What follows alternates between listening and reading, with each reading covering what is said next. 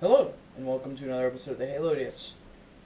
Today, we're going to be discussing the ship cards and how they work, how movement works, how weapons work, all that stuff. So next video, when we go over the battle groups phase, we won't have to go over all of that stuff. So first, we'll begin with movement. There's 4 different kind of ships. There's small, medium, large, and then massive. Massive and large follow the same rules, so we don't need a massive ship to show that off. But basically, during movement, small ships can move their directed movement speed, but they're allowed to turn twice. Once at the beginning, 45 degrees, if they so choose, well, up to 45 degrees, and once at the end, up to 45 degrees. So, in this case, the Corvettes, I can move them 9 inches. How you move is you measure from the center of the base to the end. So, I'm going to choose to turn 45 degrees. Then I'm going to move 9 inches. And then I can choose to move 45 degrees again. Oops. In the case of medium ships, you're allowed to turn once at either end. So I may choose to, for a CCS battlecruiser, I can only move 7. I may choose to turn here, then move. Or I may choose to move and then turn. A large ship can only turn after it moves. So this ORS has to only move up to 5. And it can only turn at the end.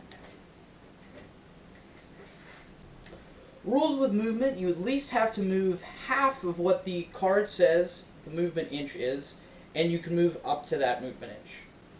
Let's move on to loadouts. First, let's start with the carrier action. Carrier action allows you to deploy in a certain amount of flights, depending on what the number next to the carrier action is. You can deploy up to that number, but they have to be from your scrapyard.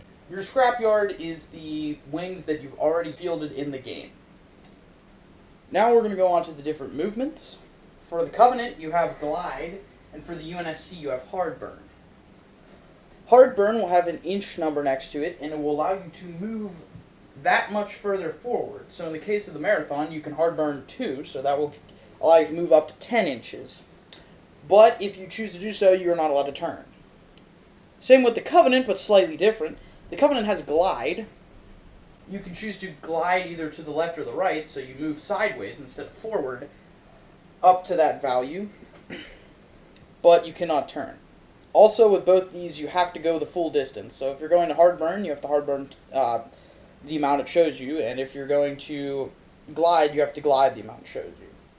Next up is the point defense. Every ship has point defense. It uses that as defense against fighters and missile-type weaponry. You can shoot your point defense every time a fighter tries to attack you, or a boarding craft comes at you, or missiles come at you. Next is defense arrays / titanium armor. In the case of the UNSC, they have titanium armor, but once the first layer is burned through in the damage track, you lose the titanium armor. The Covenant has defense arrays, which are basically titanium armor, except they never go away, even after the first and second layers have been burned through. Next, we have the loadout Elusive. Elusive is for smaller ships, and basically, when bigger ships are going to shoot them, they take a -1 to the firepower rating. Cloaking is another system that takes a -1 to the firepower rating. It only works when ships are firing at you at long range. The last system loadout we're going to go over in this video is Missile Barrage. Missile Barrage is a special loadout that only goes on UNSC ships. See, UNSC missiles have the option to shoot left and right if they so choose, but you can also combine them into what is called the special shot out of system loadouts, the Missile Barrage, which instead of shooting out the left and right, you only shoot out the front. But if you choose to only shoot out the front, you have to shoot the closest target. If we look at these two elements on their formation bases, you can see the damage track, the length they can move, the amount of hangers they have,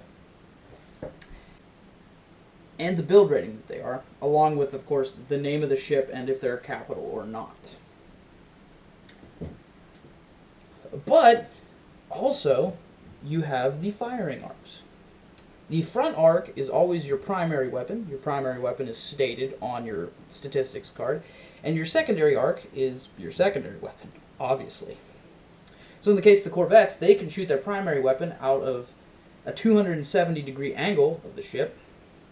And they can shoot their secondary weapon, which is plasma torpedoes, out only the front 90-degree angle. The UNSC Marathon, like I said before, can shoot the missiles out the sides at each 90-degree angle, and the primary weapon, their MAC, out the front at the 90-degree angle. But they also have a different colored secondary weapon, which is the special ability Missile Barrage, which will allow you to not shoot out the sides and only shoot out the front. So that's how weapons work. That's why I recommend this laser, because it allows you to line up from center of the ship to the line for the firing arc, which will allow you to tell if you're able to shoot other ships. In Halo Fleet battles, you measure everything from the center, so if I were to try and shoot this Corvette in my specific range, I would have to line up the center of my ship to the center of their ship. If it's only base to base, you can't shoot the ship. Next, we're going to go over all the weapon systems. Please use this chart to help you with your firepower ratings in the reference sheet. This will save you a lot of trouble when you're shooting, and it will tell you what firepower rating you're going to be shooting at, as long as, of course, it's not obstructed. But let's get into this. What you need to know about weapons is their range. The value on the left side is up to close range, and the value on the right side is up to long range. Some weapons don't have long range, so keep that in mind. Next, you need to know the weapon loadout, which will help you in the reference sheet. And third, you need to know the arcs of fire, which it shows you. If there are slashes, that means you can choose to shoot out one of those. If there are pluses, that means you're allowed to shoot out both of those. And if there are or, that means you have to choose one of them. Fourth, you need to know how many die you roll. So, you just read what the die says. In the case of the Covenant, the ORS has a plasma beam which shows 3 separate 9s. That means it can shoot up to 3 times, all at once. Now the UNSC, I already went over how missiles work and how you can shoot them out the left or right because of the plus side, and how it could also be shot out the front, but only the front because of the OR and the missile barrage loadout. But I did not go over something very important, which is the MAC cannons. The MAC cannons each have their own separate range, but next to their weapon loadout, it'll say a number 1 to 3. When shooting, and you combine all your fire into a firing solution, count how much the MAC value is. After you fire, and if the shot goes over the damage track, you then roll a halo die, and on a specific value, you may get a critical hit on your opponent. We're not going to really worry about that now. We'll worry about that more in the battle groups phase, but I just wanted to go over it slightly right now. Last in this video, we're going to go over the damage track, because I haven't done that yet, and it's pretty important. So, let's go on to that. The damage track is a ship's health. There are always 3 values in a damage track, and what you want to do to destroy a ship is to burn through all 3 values.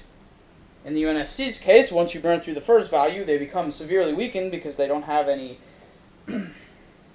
defense left, except point defense. But even burning through a Covenant will have its problems.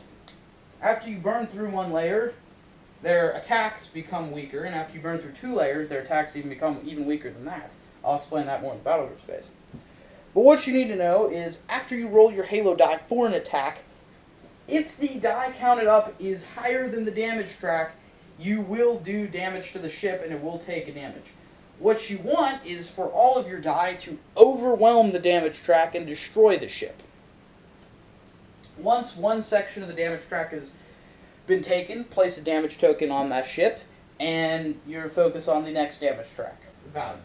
Once all 3 damage tracks have been filled, you remove the ship from the play. That's it for the fleet cards and the basic gist of them. In our next video, going over the battle groups phase, I hope you will get a more general understanding of how the ships work and how the weapon systems work. Thank you for watching this video. I hope it helped slightly for the next video.